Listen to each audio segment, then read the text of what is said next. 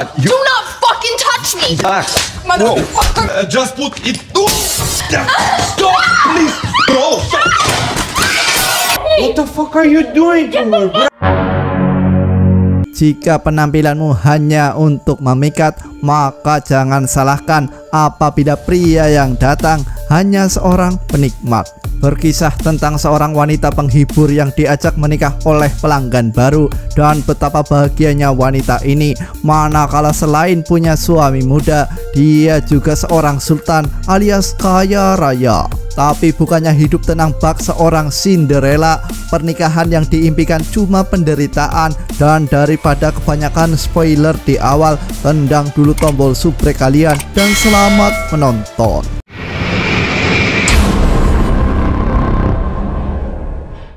Kisah diawali dengan penampakan wanita penghibur yang sedang berjualan. Sebut saja bernama Annie. Market dari Annie adalah pria tua mapan yang haus nutrisi. One time and he didn't zip up his fucking pants. If you take a piss, I don't trust you with the music.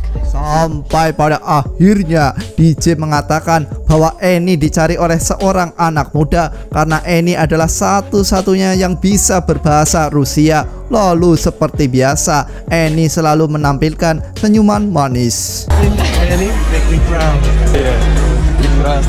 Dia bernama Ivan, tapi biasa dipanggil Vanya. Lalu Ivan mengenalkan sosok Tom, dan layaknya sosok Vicky Neki, kemampuan Annie dalam berbahasa Rusia berhasil memukau sosok Ivan, dan pada akhirnya mereka adu mekanik. Ternyata hubungan mereka masih berlanjut, di mana Ivan mengundang Annie ke gubuk miliknya, dan Ivan adalah orang kaya alias sultan. Lalu seperti biasa, Annie tersenyum sangat menawan. Oh yes. You look beautiful. Yeah, I'll take a water. Dari gestur yang Ivan tampilkan, dia layak disebut bocah. Lalu obrolan berlanjut ke dalam kamar, dan betapa terkejutnya sosok Annie karena Ivan adalah anak dari Nikolai Zakharov, sosok sultan dari Rusia. Singkat cerita, hubungan mereka semakin dekat. Bahkan Ivan mengundangnya ke pesta tahun baru. Lalu setelah terjadi hal yang mereka inginkan, mereka sepakat menjadi sepasang kekasih selama seminggu. $10,000.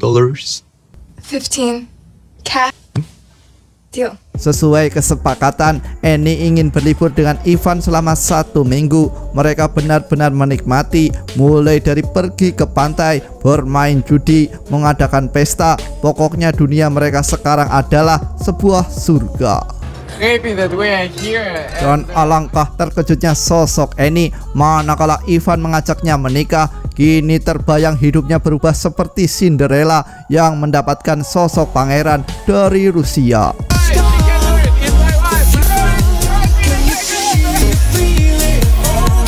Annie yang sudah menikah memutuskan resign dari pekerjaan. Kini Annie akan berfokus mengabdikan dirinya menjadi seorang istri dan berharap rumah tangganya akan sakinah. Oh, of course I will, Jenny.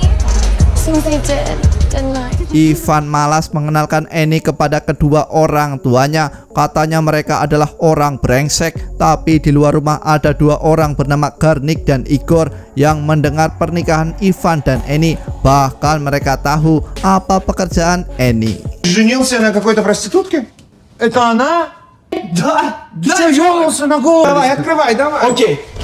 Ivan lalu menunjukkan bukti pernikahan mereka. Lalu Garnik memfoto bukti itu dan mengirimkannya pada seseorang bernama Toros. Toros kemudian menelpon seseorang bernama Galina dan mengabarkan Ivan telah menikah.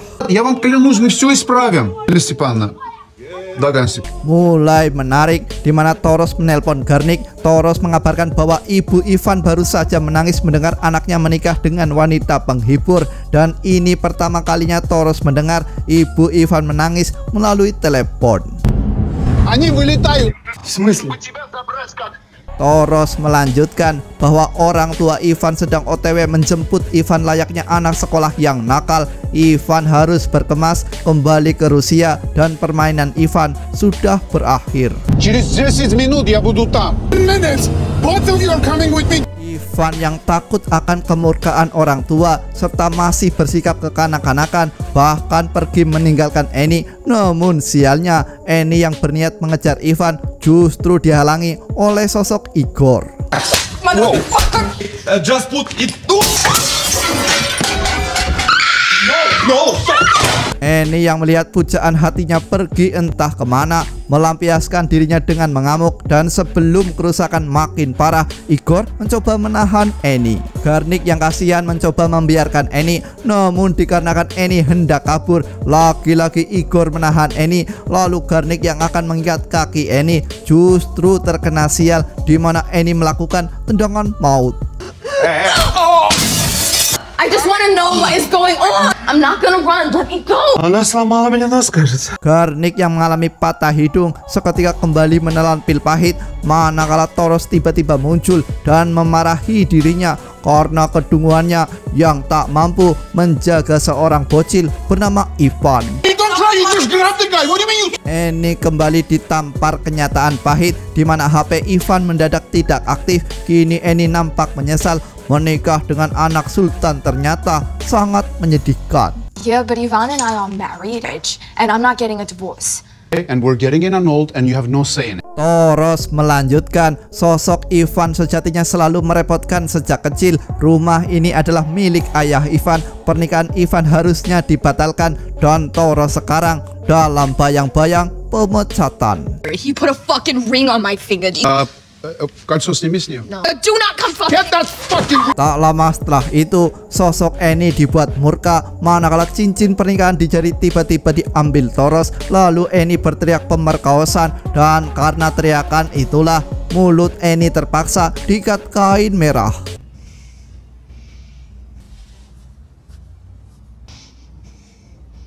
Toros mencoba membuat kesepakatan mereka akan mencari Ivan bersama-sama, dan setelah sosok Ivan ditemukan, Toros akan memberi uang $10.000 kepada Eni. Tapi setelah itu Eni harus menghilang dari hidup Ivan. Dalam proses pencarian sosok Ivan, Eni mengunjungi toko milik Tom, namun mereka tidak mendapatkan info apapun, dan selanjutnya mereka akan OTW ke tempat kerja Alex.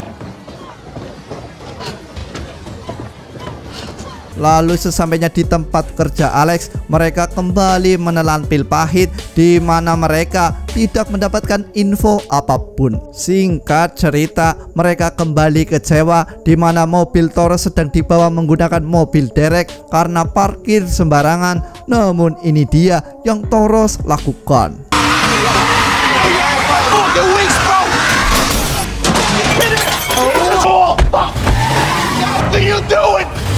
Mereka kembali survei mencari sosok Ivan, di mana mereka mencari di tempat rental PS, biliar, dan ternyata tempat yang barusan Ivan kunjungi adalah tempat hiburan, dan Ivan baru saja pergi. Dan ternyata Ivan ada di tempat di mana Eni sebelumnya bekerja, sementara mereka sedang kelaparan dan memakan burger.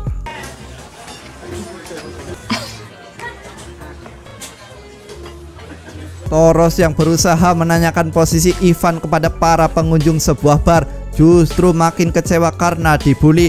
Tapi tak lama setelah itu Eni mendapatkan info bahwa Ivan ada di markas besar. Sementara itu Ivan sedang acucing dengan teman Eni, sementara Eni sudah OTW menuju lokasi Ivan, dan Toros menitipkan pesan bahwa lakukan apapun untuk menahan Ivan sampai Toros datang.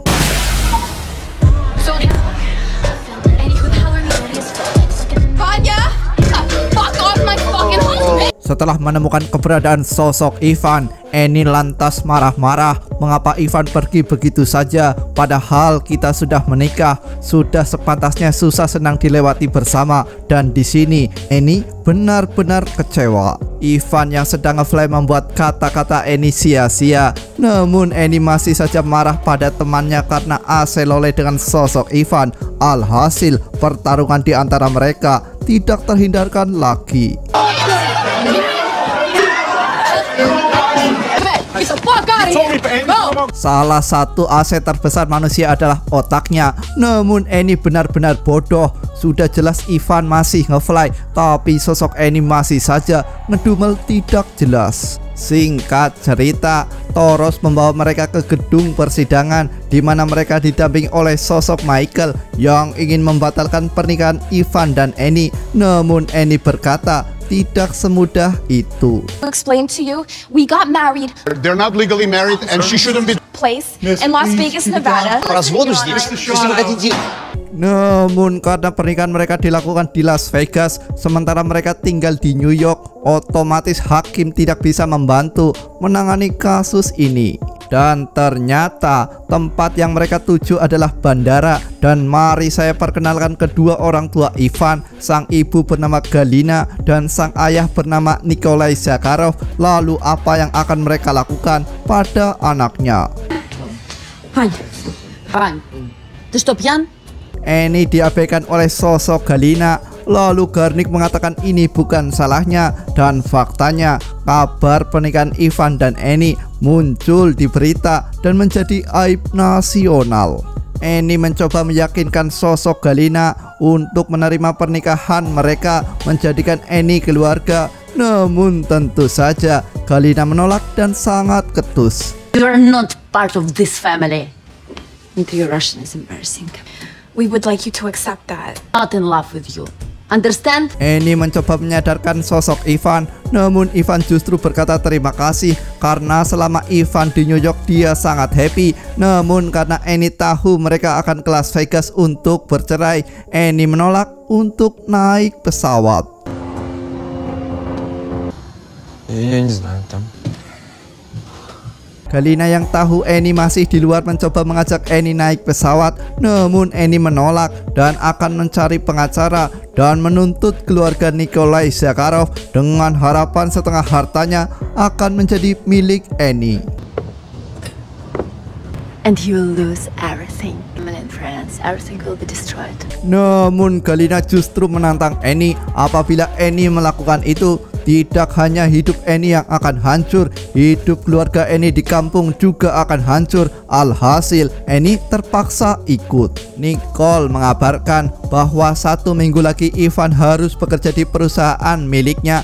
Namun Galina justru menambahkan, daripada membiarkan Ivan menikah dengan sosok Annie, lebih baik Ivan menikah dengan seorang pria. Совет, пожалуйста, не мешай сейчас. Бухать без похмелья.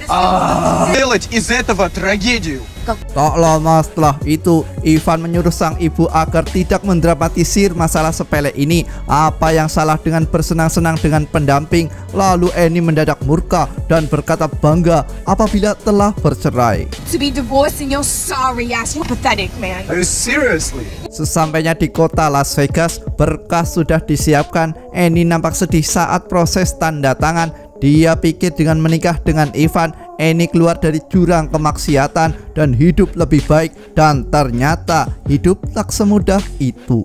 Terjadi momen menarik pasca Annie tanda tangan. Igor meminta Ivan meminta maaf. Anna mengatakan bahwa Ivan seorang banci. Lalu Galina menimpali dengan kata bahwa Annie adalah wanita penghibur yang sangat menjijikan. And your son, he married one to piss you off. Yeah. Now you're fat. Annie justru kembali menjawab bahwa Ivan membenci sosok Galina. Bahkan demi membuat Galina kesal, Ivan rela menikahi wanita penghibur. Lantas hal itu justru membuat Nicole tertawa. Is this my scarf? Yeah, go get your little scarf, sweetie. That's enough, let's go. Sesampainya di luar, Toros mengatakan akan membayar manakala bank sudah kembali buka. Dan Annie pulang diantar oleh sosok Igor. Dan khusus malam ini Annie boleh menginap di rumah mewah itu. Malam harinya sebelum mereka tertidur, Igor bersyukur Annie tidak menjadi bagian dari keluarga sinting itu. Lalu setelah ngobrol ngalor ngidul tidak jelas, Annie khawatir akan diperkaos oleh sosok Igor. Namun Igor menjawab itu mustahil. Why? Why wouldn't you have raped me? I'm not a rapist. Keesokan harinya, setelah Annie berkemas, Igor mencoba mengantar dan sesampainya di kontrakan, betapa kagetnya sosok Annie manakala cincin pernikahan itu kembali padanya. Kini terbayang-bayang hidupnya akan kembali gelap. Sebagai ucapan terima kasih, Annie lantas memberi servis terakhir untuk Igor dan Annie kembali terbayang kelamnya hidup. Alhasil, Annie menangis di pelukan Igor. Dan pada akhirnya, film Anora alias Annie harus berakhir. Gimana alur cerita film ini guys? Maksud hati ingin menafkahi keluarga dengan menjadi wanita penghibur. Annie justru baper dan menikah dengan bocil sultan. Namun sikap kekanak-kanakan Ivan, mertua Annie yang tidak menerima Annie karena masa lalunya, membuat pernikahan ini cuma bertahan 1 minggu. Pesan yang bisa diambil dari film ini adalah menikah adalah ibadah terlama. Jadi yang perlu dipastikan adalah memilih imam yang tepat. Saya Awan dan jajaran editor yang beranggotakan saya seorang pamit undur diri. Terima kasih telah menonton dan sampai jumpa lagi di alur cerita film menarik berikutnya guys.